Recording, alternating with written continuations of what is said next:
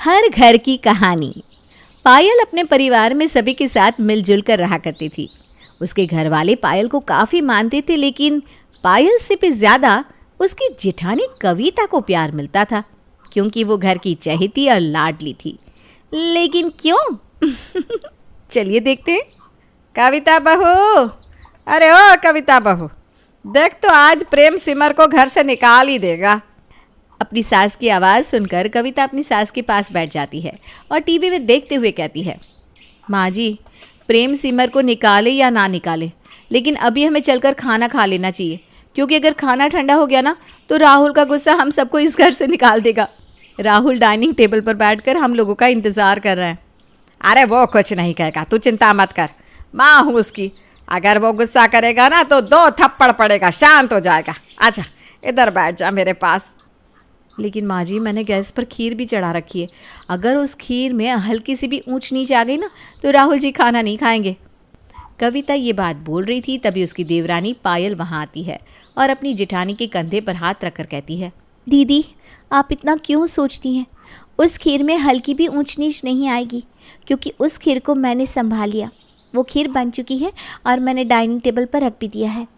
अरे लेकिन नेहा। ठीक है ना दीदी, बस कीजिए, अब आप इतना मत बोलिए।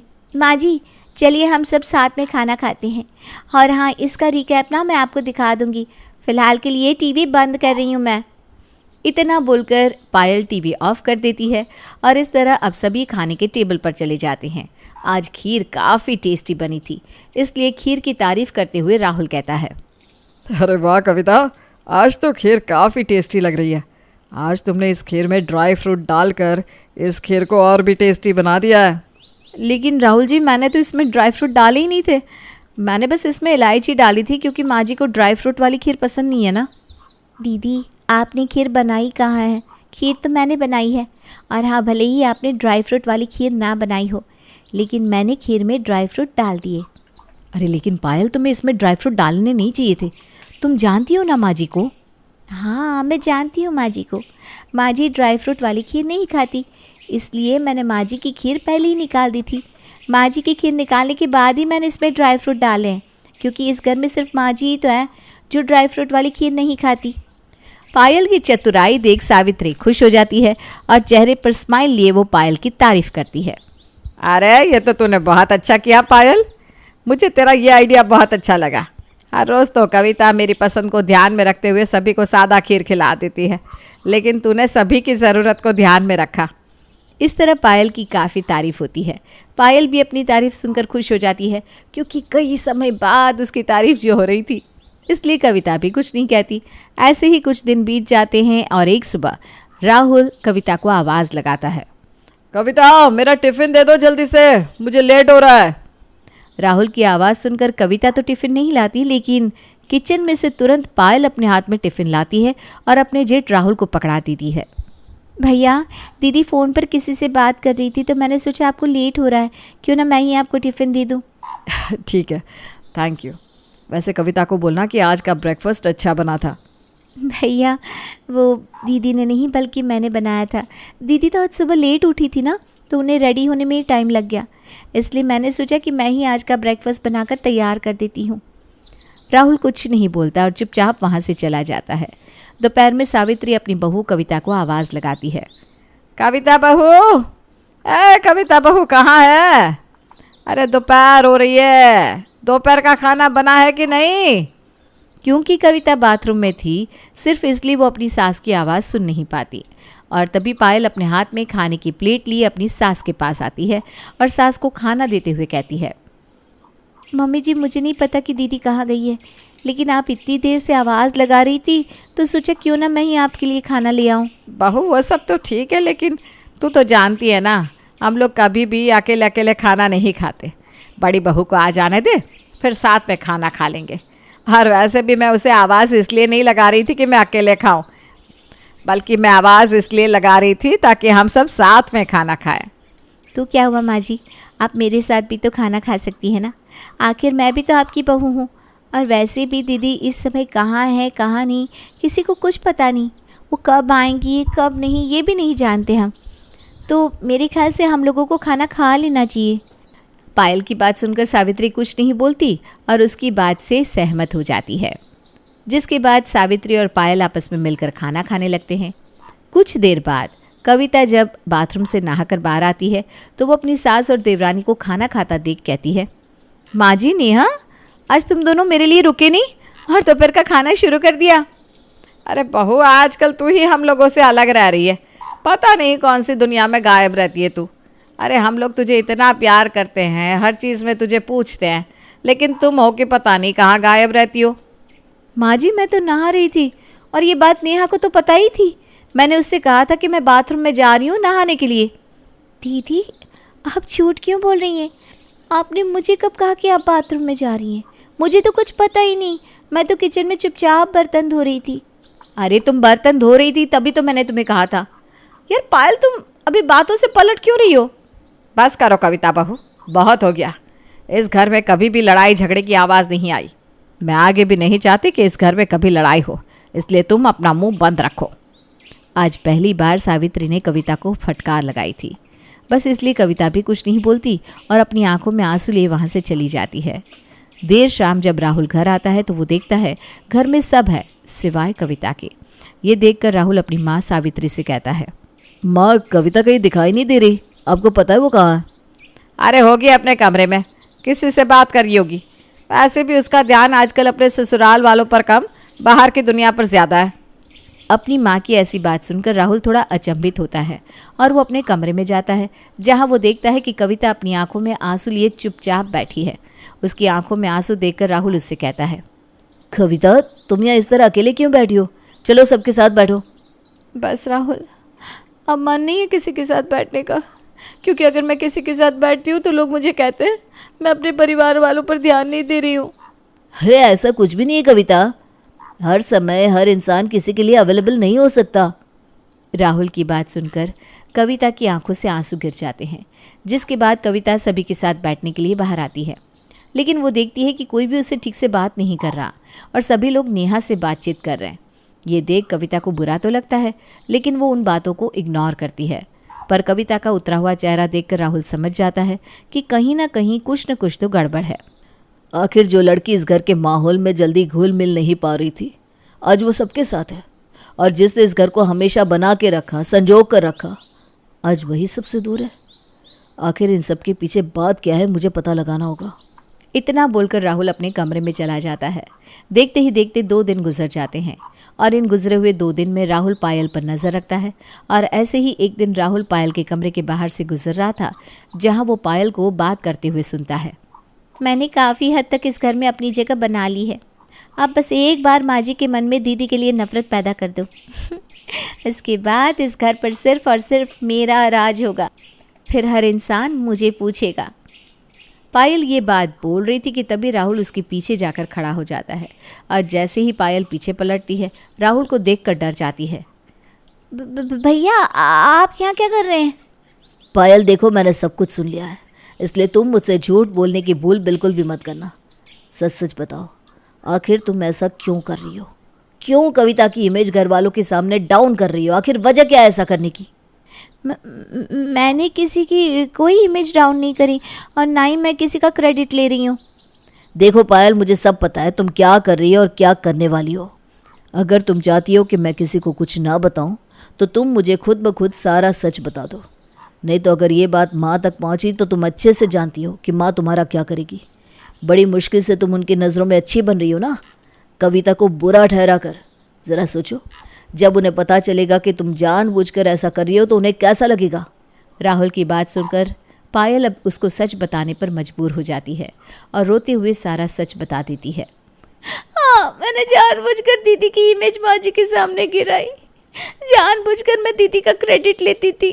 काम दीदी करती, क्रेडिट मैं ले जाती, क्योंकि मुझ पर किसी का ध्यान ही नहीं था। मैं सबके लिए चाहे कितना ही कुछ क्यों ना कर लूँ, लेकिन फिर भी सब दीदी को ही पूछते थे। आखिर क्यों? क्या मैं इस घर की बहू नहीं हूँ? तुम इस घर की बहू हो पायल, लेकिन सोचो अगर तुम्हारी जगह कविता होती है और जैसा तुमने कविता के साथ किया है वैसा वो तुम्हारे साथ करती, तो तुम्हें कैसा लगता है? कभी सोचा है? जिस कविता ने इस घर को हमेशा जोड़ कर रखा, आज उसके ऊपर ये इल्ज़ाम लग रहा है कि वो इस घर का ख्याल नहीं रखती। अगर तुम्हारे ऊपर ऐसा इल्ज़ाम लगाया जाए तो तुम क्या करोगी? क्या तुम्हारा यहाँ इस घर में रहने का मन करेगा? नहीं ना। अरे तुम्हें लोग नोटिस नहीं करते, तुम पर घर वाले ध्यान नहीं देते, तब तुम्हें इतना बुरा लगता है। और तुमने इतना बड़ा कदम उठा लिया तो सोचो उस औरत पर क्या बीत रही होगी जिसने तुम्हें अपनी छोटी बहन समझा। अरे वो तो तुम्हें अपनी बहन समझती है, उसे कितना बुरा लगेगा जब उसे ये बात पता चलेगी कि उसकी छोटी बहन ने उसको हर किसी के सामने बुरा बनाया है। राहुल की बात सुनकर पायल की नज़रें शर्म से झुक जाती है और वो राहुल से माफ़ी मांगती है। भैया आप सही कह रहे हैं, मैं ही गलत हूँ। हो सके तो मुझे माफ़ कर दीजिए। मैं आगे से ऐसी गलती नहीं करूँगी जिससे कविता दीदी बुरी बने। लेकिन मैं आपसे एक विनती करती हूँ, मेरी इस बात को कभी किसी के सामने मत लाना। पायल राहुल से वादा करती है कि आगे से वो कविता का क्रेडिट नहीं लेगी और बदले में राहुल भी पायल को वादा कर देता है कि वो भी उसकी इस बात को किसी को नहीं बताएगा। और होता भी कुछ ऐसा ही है। पायल अब सुधर जाती है, जिसके बाद एक बार फिर उसका घर पहले की तरह हो जाता है। अनुराग बहुत सुलझा हुआ लड़का है। उसकी 3 छोटी बहनें हैं, नमिता, काव्या और सौम्या। अनुराग के माता पिता नहीं हैं, इसलिए उसने अपनी बहनों को माता पिता की तरह पाला है और उनकी हर ख्वाहिश पूरी की है। एक दिन नमिता अनुराग से कहती है, भैया आप शादी कर लो, आप हम सबसे बड़े हो, आपकी शादी पहले होनी चाहिए। नहीं, पहले मैं तुम्हारी और काव्या की शादी करूंगा, उसके बाद मैं अपनी शादी के बारे में सोचूंगा। और अभी तो सौम्या को भी पढ़ाना लिखाना है, उसे डॉक्टर बनाना है। भैया आप कभी भी अपने बारे में नहीं सोचते, हमेशा हमारी फिक्र लगी रहती है आपको। अब तुम मेरा बातों से ही पेट भर दोगी या कुछ खाने को भी दोगी? दुकान पर जाना है, चलो देर हो रही है मुझे। आप और आपकी दुकान, बैठकर 2 घड़ी बात भी नहीं करती। नमिता अनुराग को नाश्ता दे देती है और अनुराग अपनी दुकान पर चला जाता है। अनुराग ने बहुत मेहनत करके दुकान और घर खरीदा है। इसी दुकान से तो अनुराग का घर चलता है। एक दिन अनुराग के चाचा उसके पास आते हैं। और कहो बेटा अनुराग, कैसे हो? तुम्हारी तीनों बहनें कैसी हैं? सब ठीक है चाचा जी, बस नमिता की शादी करने की सोच रहा हूँ। आपकी नज़र में कोई अच्छा लड़का हो तो बताना। अच्छा हुआ जो तूने मुझे पहले ही ये बात बता दी। अब कल ही किशोरी लाल जी मिले थे, वो भी अपने लड़के के लिए अच्छी और संस्कारी लड़की ढूंढ रहे हैं। अगर तुम कहो तो बात करूं? हाँ हाँ चाचा जी, बात कर लो आप और जल्दी से ये रिश्ता पक्का करवाओ। लड़की के परिवार वाले नमिता को पसंद कर लेते हैं और अनुराग को भी लड़का पसंद आ जाता है। शादी की तारीख भी पक्की हो जाती है। लेकिन एक दिन अनुराग के चाचा उसके घर आकर कहते हैं, कैसे चल रही है शादी की तैयारी? बहुत अच्छी चाचा जी, कार्ड तो लगभग बढ़ चुके हैं। बेटा एक जरूरी बात करनी है तुमसे, सोच रहा हूँ कैसे करूँ। अरे चाचा जी, आपको मुझसे बात करने के लिए भी सोचना पड़ता है। आराम से बताइए क्या बात है। वो क्या है ना बेटा, शादी के लिए किशोरी लाल जी ने एक शर्त रखी है। शर्त? कैसी शर्त? उन्हें दहेज में 25 लाख रुपए चाहिए बेटा। क्या 25 लाख रुपए? लेकिन चाचा जी उन्होंने पहले तो ऐसा कुछ भी नहीं कहा था, अचानक से। मुझे तो समझ में नहीं आ रहा, मैं इतने कम समय में इतने सारे रुपयों का इंतजाम कैसे करूंगा। ये सारी बातें नमिता भी सुन लेती है और वो गुस्से से कहती है, चाचा जी आप जाकर उन लोगों से मना कर दो कि हमें ये शादी नहीं करनी है। ऐसे लालची लोगों के घर जाने से अच्छा है कि मैं जिंदगी भर इसी घर में बैठी रहूं। नमिता ये क्या बोल रही हो? शादी की सारी तैयारियां हो चुकी है, सब जगह कार्ड भी पड़ चुके हैं। बेटा अगर एक बार तुम्हारा रिश्ता टूट गया ना तो तुम्हारी शादी होने में बहुत दिक्कत होगी। दहेज की बात सुनकर अनुराग बहुत परेशान रहता है और वो फैसला करता है कि जिस मकान को इतनी मेहनत से उसने खरीदा था और उसकी बहनों ने बड़े प्यार से जिस मकान को घर बनाया था, उस घर को वो गिरवी रख देगा। ये बात जब अनुराग की बहनों को पता चली तो उन्होंने अनुराग को बहुत समझाया। भैया आप ये घर गिरवी मत रखो, मेरी शादी मेरे भाई बहनों को बेघर करके होगी तो मैं अपने ससुराल में कभी खुश नहीं रह पाऊंगी। भैया जरा सौम्या के बारे में भी तो सोचिए, उसे अपनी पढ़ाई पूरी करनी है। और काव्या, आपको उसकी भी तो शादी करनी है। देखो मैं ये घर बेच नहीं रहा हूँ, सिर्फ गिरवी रख रहा हूँ। मेरी दुकान है ना, वहां बहुत अच्छा काम चल रहा है। तुम तीनों को अपने भाई पर भरोसा नहीं है क्या? तुम देखना, मैं जल्द ही ये घर वापस ले लूंगा। अनुराग अपनी बहनों की एक नहीं सुनता और वो घर गिरवी रख देता है। नमिता अपने पति के साथ अमेरिका चली जाती है और अनुराग अपनी दोनों बहनों के साथ खुशी खुशी रहता है। एक दिन काव्या अपने भाई के पास आकर कहती है, भैया मैंने एक इंटरनेशनल कंपनी में जॉब के लिए अप्लाई किया था, वहां से ऑफर लेटर आया है। मुझे कुछ महीने की ट्रेनिंग के लिए जापान जाना होगा। अरे तुम्हें नौकरी की क्या जरूरत, तुम भी शादी करो और अपने ससुराल जाओ। अगर मेरी शादी नमिता दीदी की तरह होगी तो मुझे शादी नहीं करनी। भैया प्लीज मुझे जाने दे, ये मौका हर किसी को नहीं मिलता है। काव्या के बार बार कहने पर अनुराग उसे जापान भेजने के लिए मान जाता है, लेकिन नमिता की शादी के बाद अनुराग को आर्थिक तंगी का सामना करना पड़ रहा था। ऐसे में काव्या के जापान जाने का खर्चा वो कैसे उठाता, इसलिए वो काव्या को बिना बताए अपना गिरवी पड़ा घर बेच देता है। काव्या, मैंने तुम्हारी जापान जाने की टिकट बुक करा दी है और ये लो कुछ रुपए तुम्हारे काम आएंगे। अगर तुम्हें और किसी चीज की जरूरत हो तो बता देना। इस तरह काव्या जापान चली जाती है। काव्या के जाने के बाद सौम्या और अनुराग किराए के घर में रहने लगते हैं। सौम्या अपने भाई की हालत देखकर बहुत दुखी होती है। वो अपनी पढ़ाई के लिए अपने भाई से कुछ नहीं मांगती थी, लेकिन अनुराग उसे डॉक्टर बनाना चाहता था, इसलिए अनुराग सौम्या को पढ़ने के लिए अमेरिका भेजना चाहता था। सौम्या, कुछ सोचा है तुमने? अपनी डॉक्टरी की पढ़ाई करने अमेरिका कब जा रही हो? भैया मैं आपको छोड़कर कहीं नहीं जाऊंगी, और आपको पता है ना डॉक्टर बनने के लिए कितना पैसा लगता है, वो कहाँ से आएगा? अरे पगली, तू पैसों की चिंता मत कर, मुझे जो करना पड़े मैं वो करूंगा, लेकिन तुम्हें एक बहुत बड़ा डॉक्टर बना कर रहूंगा। और अमेरिका में तुम्हें किसी बात की चिंता करने की जरूरत नहीं है, नमिता तो है ही वहां तुम्हारा ख्याल रखने के लिए। नहीं भैया, मैं कहीं नहीं जाऊंगी, समझिए आप, मैं आपके साथ ही रहूंगी। मुझे कोई डॉक्टर वॉक्टर नहीं बनना। तुम्हें पता है सौम्या, मम्मी पापा मुझे डॉक्टर बनाना चाहते थे, लेकिन उनके जाने के बाद मैं तुम तीनों बहनों को संभालने में लग गया, इसलिए मैं पढ़ाई नहीं कर पाया। मैं चाहता हूं कि मम्मी पापा का ये सपना तुम पूरा करो, ताकि मरने के बाद मैं अपने मम्मी पापा से शान से कह सकूं कि मैंने उनका हर सपना पूरा किया। ये कहते हुए अनुराग की आंखें भर आई। सौम्या ने अपने भाई को पहली बार रोते हुए देखा था। अब सौम्या अमेरिका जाने के लिए तैयार हो गई। अनुराग ने सौम्या को आगे पढ़ाने के लिए अपनी दुकान भी बेच दी और उसका एडमिशन एक बहुत बड़े कॉलेज में हो गया। सौम्या, अच्छी तरह से मन लगाकर पढ़ाई करना। हाँ भैया, आप अपना ख्याल रखना। अब सौम्या भी अपने भाई को अकेला छोड़कर अमेरिका चली गई और उसके जाने के बाद अनुराग की आर्थिक स्थिति और भी ज्यादा खराब हो गई। वो मेहनत मजदूरी करके बहुत मुश्किल से 2 रोटी का इंतजाम कर पाता था। किराया समय से ना देने पर उसके मकान मालिक ने मकान खाली करवा दिया। अब वो फुटपाथ पर रहने लगा। उसकी बहनें उसे फोन करने की बहुत कोशिश करती, लेकिन फोन में बैलेंस ना होने की वजह से उसका फोन भी नहीं मिल पाता था। तीनों बहनें अपने भाई के बारे में ही सोचती रहती। भैया, मेरी वजह से आपको बेघर होना पड़ा, उसके लिए मैं अपने आप को कभी माफ नहीं कर पाऊंगी। भैया, मुझे आपकी बहुत याद आती है। जैसे ही मेरी ट्रेनिंग खत्म होगी मैं आपके पास आ जाऊंगी। भैया, मैंने आपको कई बार कॉल किया, लेकिन आपका फोन बंद आता है। मैं आपका सपना जरूर पूरा करूंगी भैया।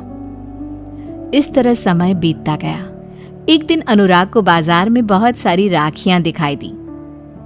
आज सारी दुकानों पर राखियां हैं।